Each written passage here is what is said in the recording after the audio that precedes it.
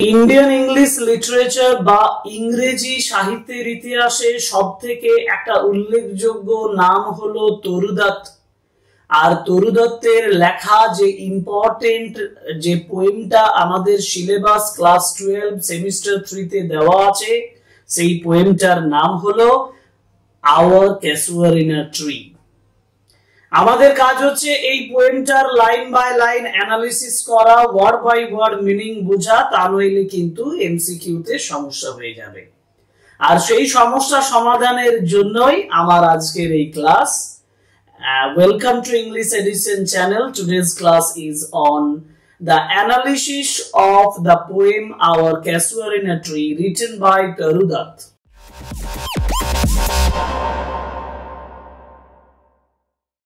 পোয়েমটা পড়ার আগে আমাদের সবার প্রথমে যেটা করা দরকার সেটা হচ্ছে তরু দত্ত সম্পর্কে একটা ডিটেইলস জানা। দেখো, তরু দত্ত হচ্ছেন একজন ইন্ডিয়ান ইংলিশ রাইটার, অবশ্যই বাঙালি, এবং তিনি এমন একজন কবি, এমন একজন সাহিত্যিক হিসাবে নিজেকে প্রতিষ্ঠিত করেছেন যার লেখা একটা অল্প সময়ের মধ্যে লেখা, মানে about 20 or 21, দেখো লেখাই আছে 1856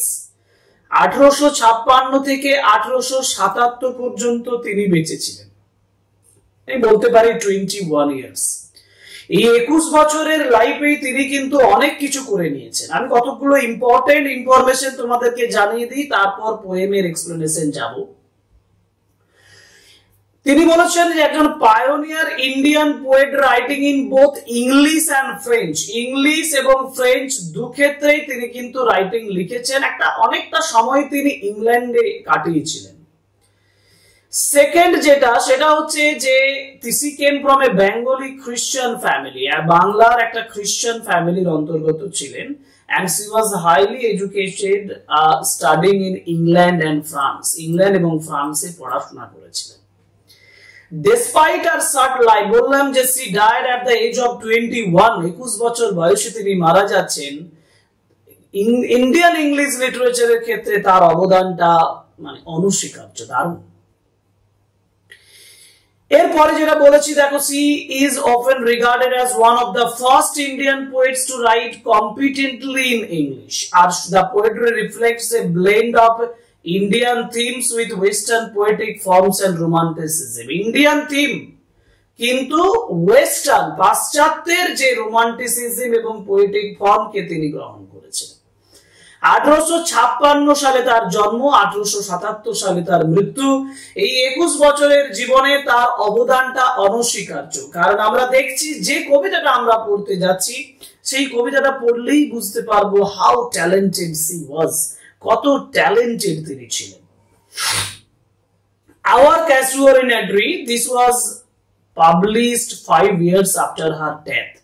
তার মৃত্যুর 5 বছর পরে তিনি মানে এই কবিতাটা পাবলিশড হয়েছিল, এবং পাবলিশড হয়েছিল ancient ballads and legends of Hindustan এই লেখাটার মাধ্যমে। ভালোভাবে এটা নোট করে নেবে। Ancient ballads and legends of হিন্দুস্তানে পাবলিশড হয়েছিল ইন 1882। তিনি মারা যাচ্ছেন 1877 সালে, আর তার এটা পাবলিশড হচ্ছে 1882 তে, 5 years after her death। এবং কার দ্বারা পাবলিশড হচ্ছে এটাও important, by her father Gobinda Chandra Dutta.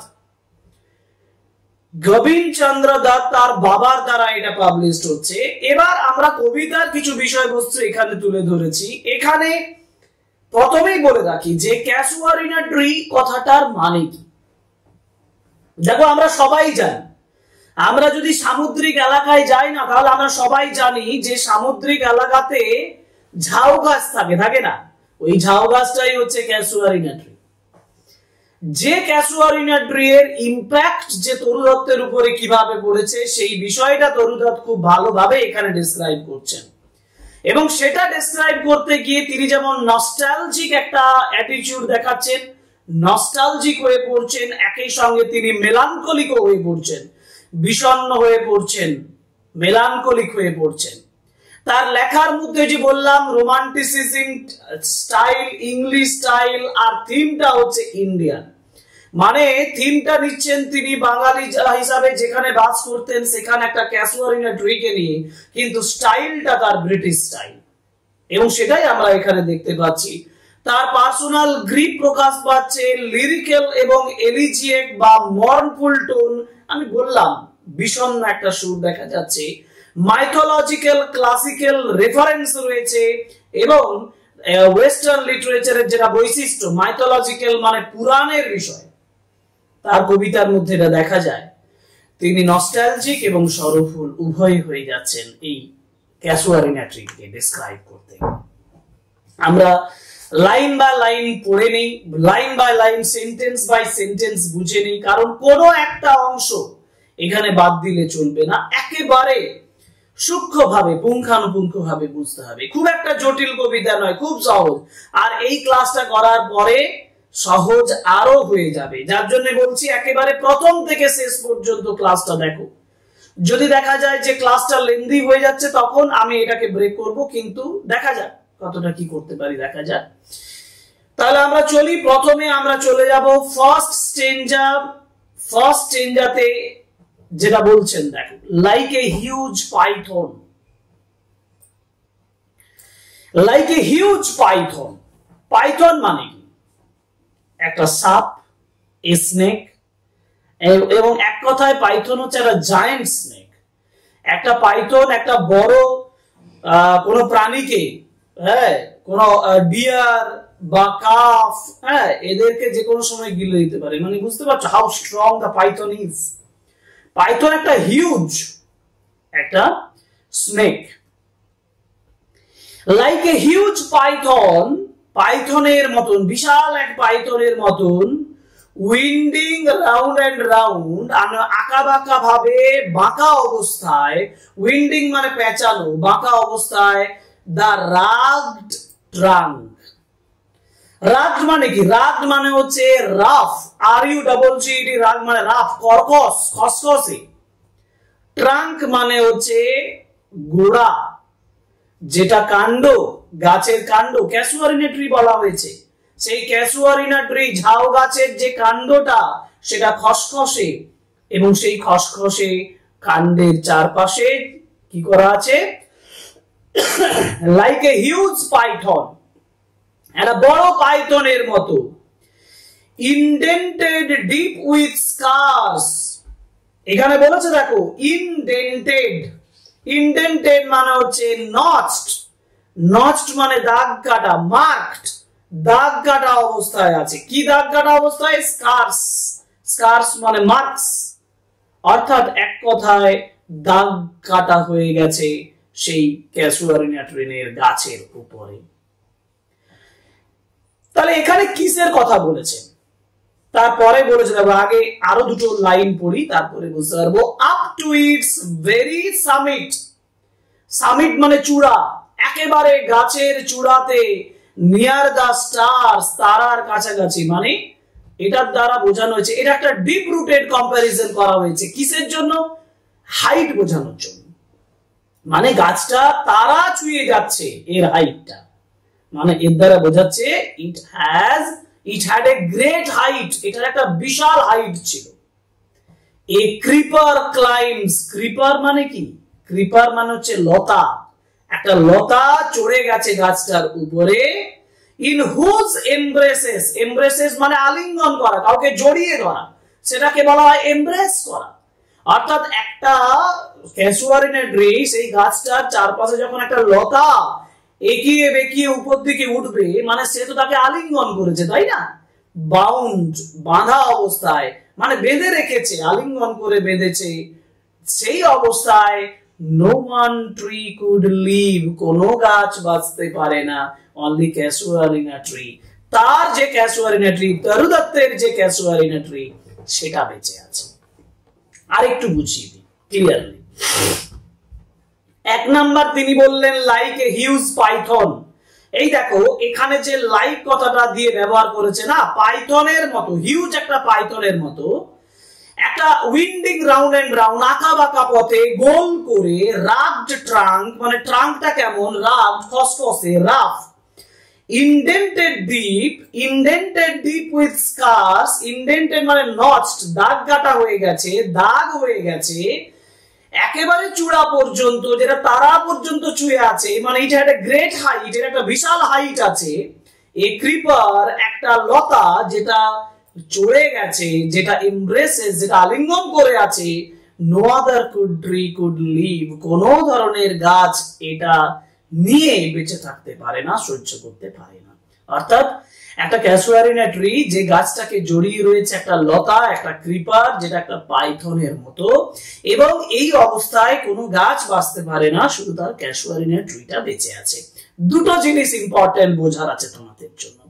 একটা জিনিস যেটা বোঝার আছে সেটা হচ্ছে, দেখো এখানে শুরুটাই করেছে লাইক দিয়ে, এবং যদি আমাকে সবই জানতে হবে, আমি তার জন্যই বলছি, এখানে একটা অলংকারের ব্যবহার করা রয়েছে যেটাকে আমরা বলি সিমিলি। ভালোভাবে মনে রাখবে, SIMILE, সিমিলি।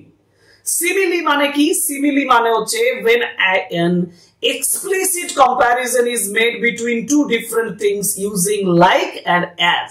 লাইক এবং as ব্যবহার করে যখন দুটো আলাদা আলাদা বস্তুর মধ্যে, আলাদা আলাদা জিনিসের মধ্যে, আলাদা আলাদা আইডিয়ার মধ্যে কম্প্যারিজন করা হয়, তখন সেটাকে বলা হয় সিমিলি। এখানে দেখো পাইথনের সঙ্গে ক্রিপারের তুলনা করা হয়েছে। So the comparison is made between the python and the creeper। Python এবং ক্রিপারের সঙ্গে তুলনা করেছে, যার জন্য আমরা এখানে বলবো যে এখানে যেটা রয়েছে সেটা হচ্ছে সিমিলি। নাম্বার 1। নাম্বার 2, এখানে যেটা বলেছে দেখো না, যে up to its very summit near the stars. এই যে নিয়ার দ্য স্টার্স বলেছে, তারাদের কাছাকাছি, এটা একটা ইনহেরেন্ট মিনিং আছে। এটা অন্তর্নিহিত মিনিংটা হচ্ছে the tree had a great height and the creeper followed that height। creeper ওই হাইটটাকে ফলো করেছে। this is a beautiful imagery। আমরা আরেকটা যেটা পাচ্ছি সেটা হচ্ছে ইমাজারি। ইমাজারিটা কি? কিসের ইমাজারি? ইমাজারি of a python, of a creeper like python winding round the body of the casuarina tree up to the great height। দারুণ হাইট পর্যন্ত যেটা ঘুরে ঘুরে পেঁচিয়ে আলিঙ্গন করে উঠে গেছে, সেইটা হচ্ছে greatest ইমাজারি that has been described in this particular stage। বোঝা গেল? ওকে, এরপরে দেখো বলেছে বাট, কিন্তু গ্যালান্টলি। গ্যালান্টলি মিন্স ভেরি অ্যাট্রাক্টিভলি।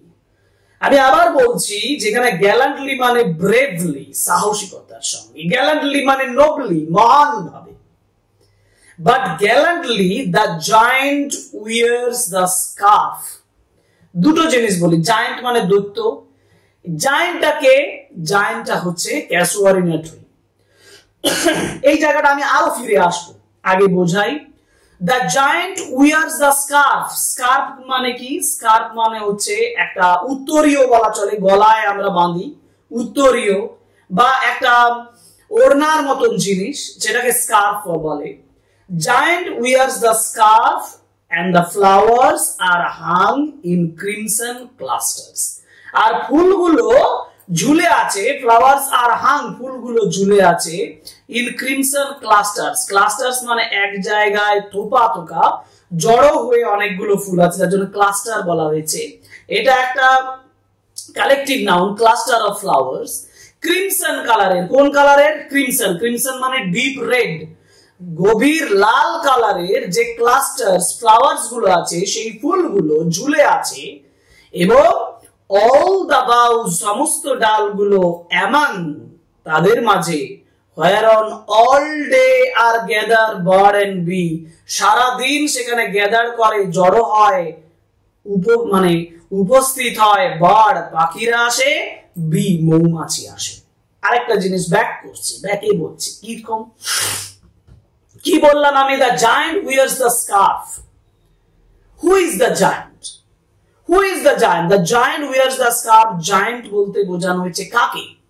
জায়ান্ট বলতে বোঝানো হয়েছে ওই ক্যাসুয়ারিনা ট্রিটা।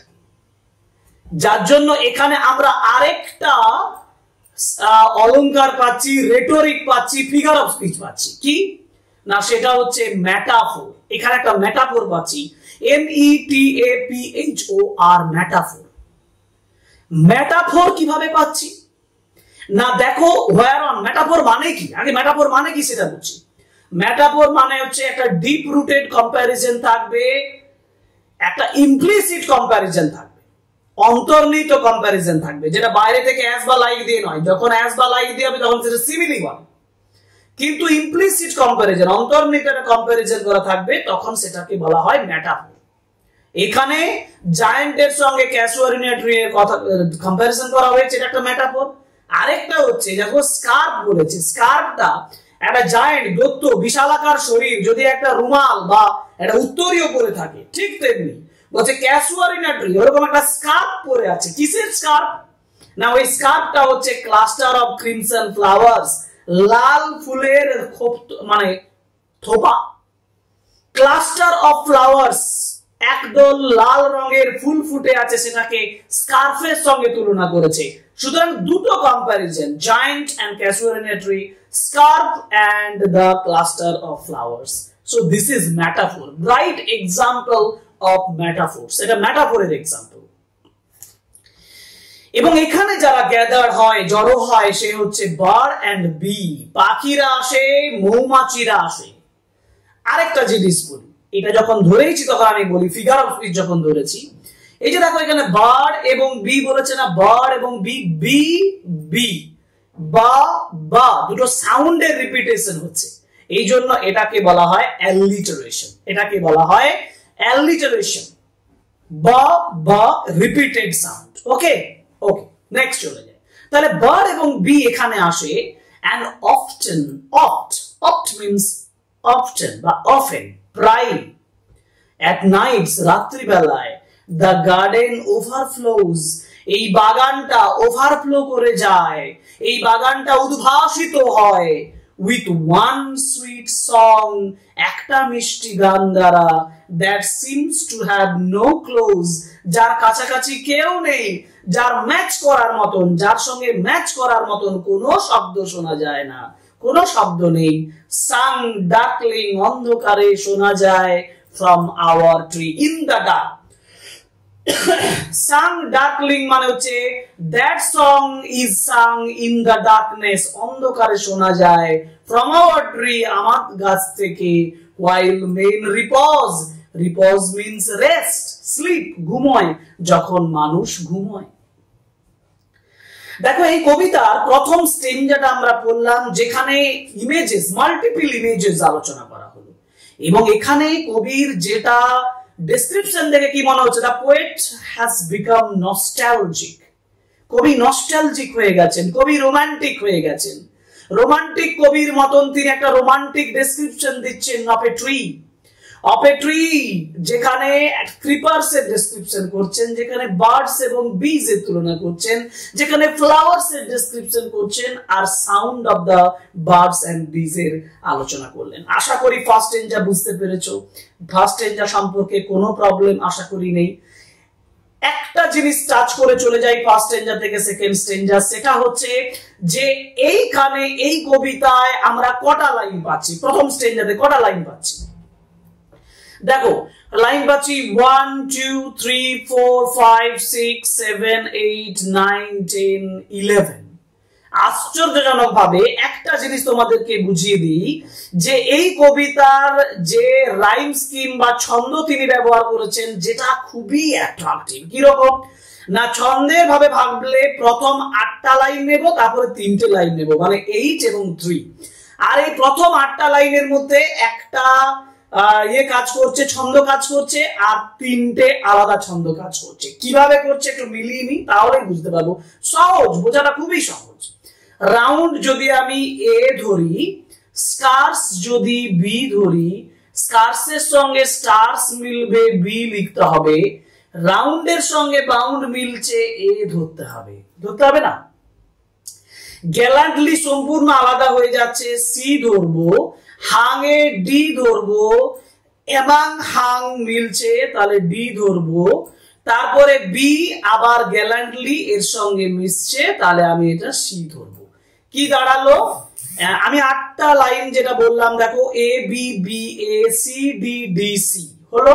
এবার লাস্টে দেখো ওভারফ্লোজ, এখানে কিন্তু ই, তারপরে হচ্ছে ক্লোজ, এটা হচ্ছে ই, আর রিপোজ ই। মানে কি দাঁড়ালো, এখানে 8টা লাইনে যে স্ট্রাকচারটা আছে সেটা হচ্ছে, একটু লিখে দেখিয়ে দিচ্ছি, A B B A comma C C D D C comma E E E, তাই না?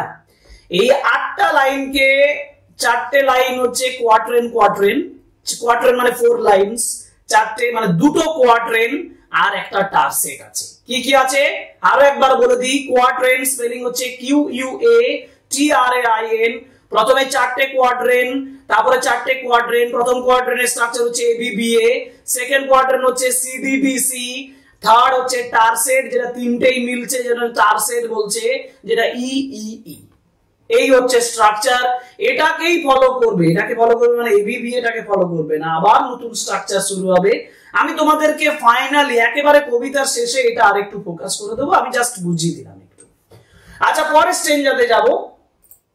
পরের স্ট্রেঞ্জাতে যেটা বোঝানো হচ্ছে, যে কবিতাটা শুরু হচ্ছে যে জায়গাটা থেকে, সেটা হচ্ছে when first my casement is wide open। দেখো, যখন when first my casement মানে হচ্ছে open window, open window, my casement মানে my open window, when my window opens, কখন দরজা জানলা খোলা হয়, in the morning, সকালবেলায়।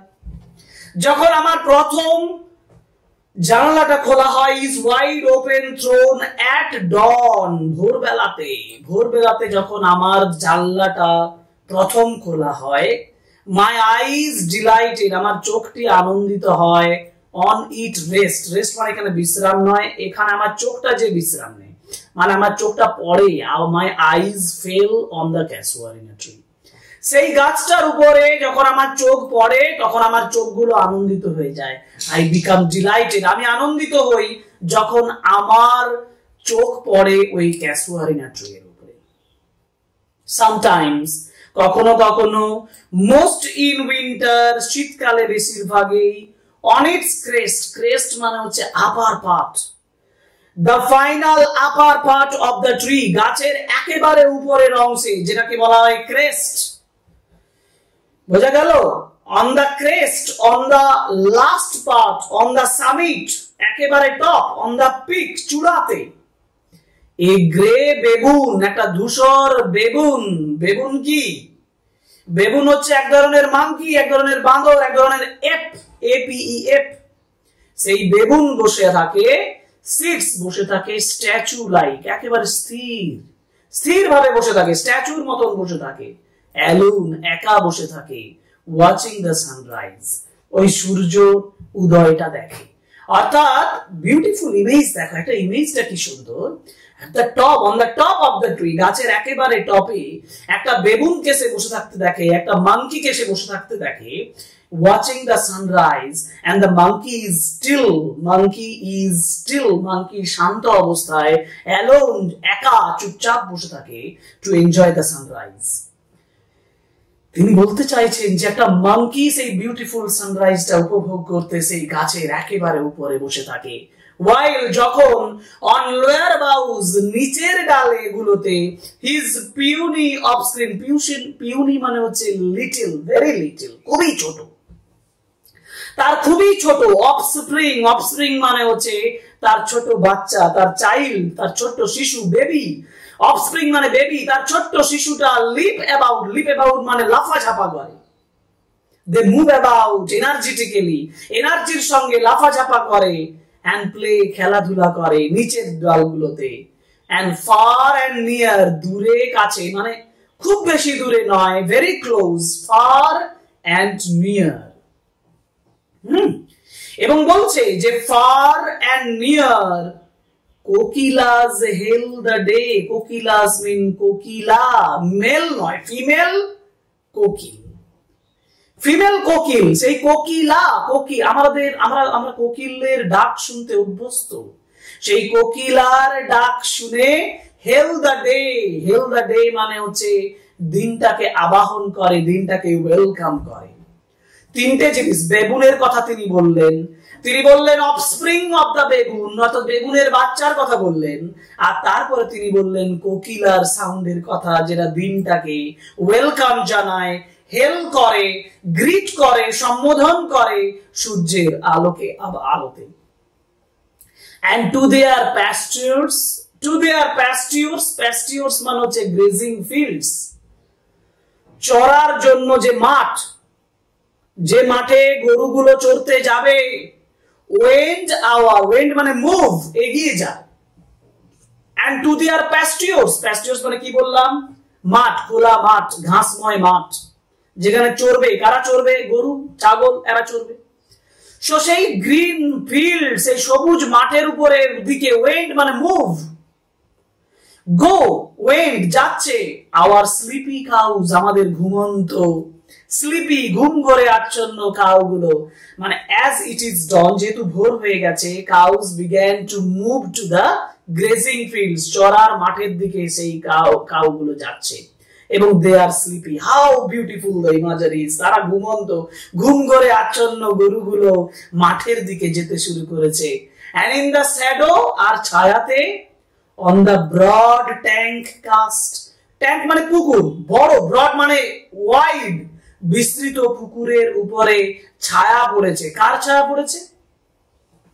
কাস্ট বাই দ্যাট হোর ট্রি, হোর মানে ওল্ড, বৃদ্ধ গাছ, ওই ক্যাসুয়ারিনা ট্রি, যে গাছ, সেই গাছের ছায়া পড়েছে একটা পুকুরের উপরে। সো বিউটিফুল এন্ড ভাস্ট, এত সুন্দর এবং এত বিস্তৃত। দ্য ওয়াটার লিলিজ স্প্রিং মানে ব্লুম, প্রস্ফুটিত হওয়া। ওয়াটার লিলিজ মানে শালুক ফুল, আমাদের গ্রামাঞ্চলের ভাষায় বলে শালুক ফুল, পদ্মের মতো দেখতে। ওয়াটার লিলি যে ফুলগুলো, সেই ফুলগুলো প্রস্ফুটিত হয়। লাইক স্নো ইন ম্যাস্ট, কি কালারের? স্নো কালারের, স্নো মানে হোয়াইট কালার, সাদা কালারের। In mast means covered, white patches, সাদা দাগ যুক্ত, সাদা দাগ, স্নো হোয়াইট প্যাচেস, দাগ যুক্ত।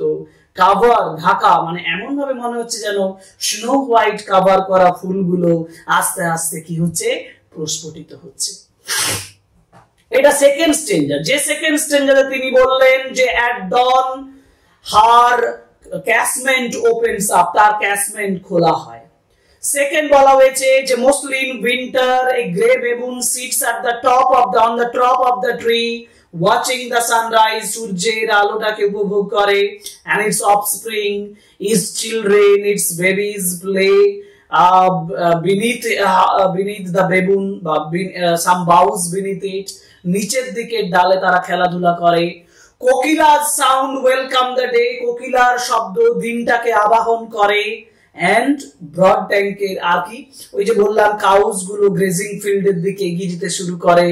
বিউটিফুল ব্রড ট্যাঙ্কের উপরে ছায়া তৈরি করে সেই ক্যাসুয়ারিনা ট্রির। আর ওয়াটার লিলিজ গুলো স্প্রিং করে, যে ওয়াটার লিলির কালার গুলো হয় স্নো হোয়াইট এর মতো, একেবারে তুষারের সাদা রঙের মতন সেই ওগুলো দেখতে হয়। সো এটা হচ্ছে সেকেন্ড স্টেঞ্জা। একই রকম ভাবে কবি রোমান্টিক এন্ড নস্টালজিক, একই রকম ভাবে যে ইমেজেস গুলো তিনি ডেসক্রিপশন করছেন, ভেরি বিউটিফুল ইমাজারি হচ্ছে একমাত্র যেটা অলংকার বা ফিগার অফ স্পিচ যেটা আমরা এখানটায় পাচ্ছি, এবং যথেষ্ট গুরুত্বপূর্ণ ভাবে এটা বলা হয়েছে। তো এই দুটো স্টেঞ্জা আমরা আজকের ক্লাসে আলোচনা করলাম। এই দুটো স্টেঞ্জা যেটা নস্টালজিক ডেসক্রিপশন করা হয়েছে, আজকে আরেকটু পড়ানো যেত, কিন্তু ক্লাসটা অনেকটা লেন্দি হয়ে যাবে। আমি এই ক্লাসটাকে একটু ব্রেক করে দিচ্ছি, পরের ক্লাসে বাকি তিনটে স্টেঞ্জা যদি শেষ করতে যাই আমার অনেকক্ষণ সময় লাগবে, তোমরা বুঝতেই পারছো, অনেক বোঝার আছে। যাই হোক, আমরা নেক্সট ক্লাস নিয়ে আসবো, নেক্সট ভিডিওর মাধ্যমে তোমাদেরকে বাকি তিনটে যে স্টেঞ্জা আছে সেই তিনটে স্টেঞ্জা ডেসক্রিপশন দেব। আজকে এখানেই শেষ করব। রিকোয়েস্ট করব সাবস্ক্রিপশন করো আমাদের চ্যানেল, লাইক করো, কমেন্ট করো, শেয়ার করো আমাদের video. Thank you very much, good by.